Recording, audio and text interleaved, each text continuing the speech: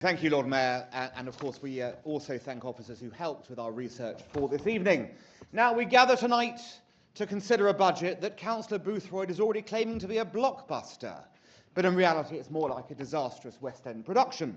There's plenty of spotlight and special effects from the administration, but when the curtain rises, it turns out to be all show and no substance. And unfortunately, the audience, our residents, are stuck paying the price of admission for this expensive flop of a performance. Let's pull back the velvet curtain and examine the facts. This council's finances are in a perilous state, and it's entirely self-inflicted by Labour's mismanagement. They may try to dazzle us with optimistic slogans like fairer Westminster and glossy press releases. They love a glossy press release, but the numbers tell a far grimmer story. I'll start with a single number, 4.99. That is a percentage by which Labour plans to raise Westminster's council tax. 4.99%. In other words, they are hiking local people's taxes to the absolute maximum they can get away with. At a time when families are struggling with food and energy bills, this council's answer is to take as much from residents as it possibly can. That doesn't sound like fairer Westminster to me. In stark contrast, we offer an alternative. We propose limiting the council tax increase to 3.99%. That difference, 1%, may sound small, but across our city, it amounts to hundreds and thousands of pounds that would stay in residents' wallets rather than the council's coffers. We think that matters. It's a difference between a council that sees our residents as partners and one that sees them as a piggy bank. How would we do it? By tightening the council's belt, not our residents. Our amendment sets out a package of efficiency savings and cost reductions to make that increase sufficient. We did what any responsible administration would do when money is tight. Find savings in-house before you reach into the public's pocket. Sadly, this budget lays bare a stark choice between short-term politics and long-term financial health.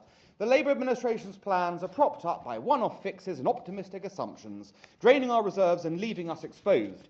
Even their own reports warn that using reserves to plug funding gaps cannot be regarded as a sustainable long-term strategy. Yet that is exactly what we see in this budget. Millions of pounds are being pulled from Westminster's finite reserves to paper over deficits and fund their pet public realm projects with no credible plan to rebuild those funds. At the heart of our concern is the sheer lack of financial prudence on display. This year alone, they are drawing well over £15 million from reserves to prop up their spending. The implication is simple. The vault is being smashed open to fund ongoing expenses. Once that money is gone, it's gone. And there's no plan for what happens when the bills come due next year. Even one-off windfalls deriving from unusually high interest rates are immediately spent rather than saved as contingency. This approach leaves no margin for error if an economic shock or emergency hits. Equally alarming is the budget's optimism in the face of known cost increases. Take the impending national insurance rise from their friends in national government, for example. The administration has set aside only a token £1 million to cover the hike in NI-related costs, effectively betting that our contractors and partners won't pass on their higher wage bills. That's a gamble, not a plan. If those costs come in higher, as any prudent planner would at least consider, Labour has no backup. Another glaring issue is the overinvestment in design, consultation and feasibility studies at the expense of delivery. Time and again, this administration allocates large sums to consultants, glossy plans and endless vision documents, yet we see far too shovels in the ground. In fact, a typical public realm project in Westminster now spends roughly 23% of its budget on feasibility and design work, nearly a quarter swallowed up before a single brick is laid. For highway scheme, it's even worse, approaching 30% on upfront planning. Now, of course, planning is important, but these ratios are excessive. They indicate an administration more interested in chasing headlines and ticking ideological boxes than on ensuring value for money. Similarly, we hear much of the investment in CCTV and boasting about doubling the number of cameras on our streets. Now, nobody is complaining about more cameras. But doubling the cameras without a commensurate increase, in operators or analytical support means most of the time those new cameras won't be watched in real time. Labour's approach to CCTV is heavy on hardware, light on actual enforcement. A more balanced approach would be to invest in the human intelligence and analytical software needed to make use of the cameras effectively. I couldn't agree more with that. True community safety isn't achieved by announcements of more cameras, it's achieved by aligning tools with appropriate manpower and strategy.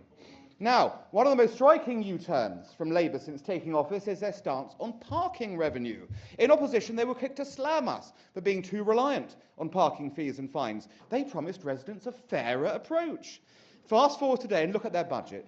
Parking income now makes up about 10% of Westminster's total council income. It is galling to hear lectures about fairness from a leadership that is pocketing roughly a tenth of all its revenue from parking fees, permits and penalty charges. Let's be clear, parking management and fines are sometimes necessary tools for traffic control and air quality, but the difference is one of honesty and balance. We were always upfront about the need for this income to fund services and work to ensure charges were fair and proportionate. Labour pretended to be all above that until they needed the money. They have quite literally parked their previous principles and are cashing in on the very residents they pledged to protect from high parking costs. Now, listening to Labour propaganda, you'd also believe they've launched a grand programme of new housing in Westminster, but when you peel back the spin, their claims on housing delivery are at best an embellishment, at worst a misrepresentation. The truth is that not a single major new housing scheme in their budget was initiated solely by this administration.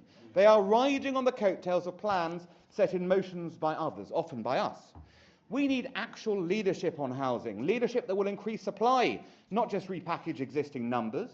Claiming credit for a private developer's project or minor tweaks in tenure is not the bold action our housing crisis demands. Westminster's residents struggling with high rates and with housing shortings deserve truth and resolve, not inflated claims. And if you want a clear indicator of managerial inefficiency in the budget, look no further than the explosion in spending on agency staff and temporary contractors. Under the previous administration, a concerted effort was made to reduce the council's dependency on costly agency workers. And it was working. The annual spend on temporary agency staff was brought down from a high of £23.7 million in 2020-21 during the pandemic to about £15.7 million by 2022-23, a reduction of over £8 million. It meant more stability in our services and better value for money for our residents. Now, shockingly, Labour is reversing that progress at lightning speed. The forecast for agency staff spending in 24-25 has skyrocketed to £24.4 million and a more than 50% jump in just 2 years. To put this in context, they plan to spend as much on temporary staff next year as we spend on some entire council departments. This isn't a subtle shift, it's a dramatic lurch in the wrong direction. All those efficiencies we worked for have been wiped out, returning to a hire by temp mentality that is both expensive and disruptive. Why does this matter beyond the number on a spreadsheet? Because relying excessively on agency staff is a red flag for deeper issues. It suggests ad hoc short-term thinking, plugging gaps reactively rather than planning ahead. If Labour had maintained our trajectory, those millions could have been redirected to priority services or kept in reserve to avoid raising taxes. So what is the alternative? Our amendment tonight reflects the principles that Westminster enjoyed for decades under past administrations.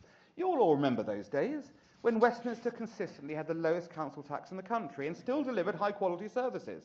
Our streets were clean, our finances stable, our reserves healthy.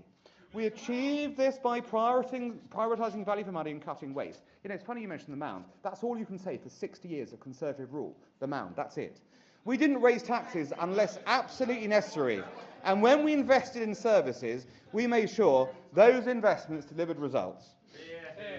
Labour has shown us what they stand for: tax more, spend more, and hope for the best. And if a party ally like the Mayor threatens our amenities, they respond with weakness rather than strength. Westminster residents deserve better than this.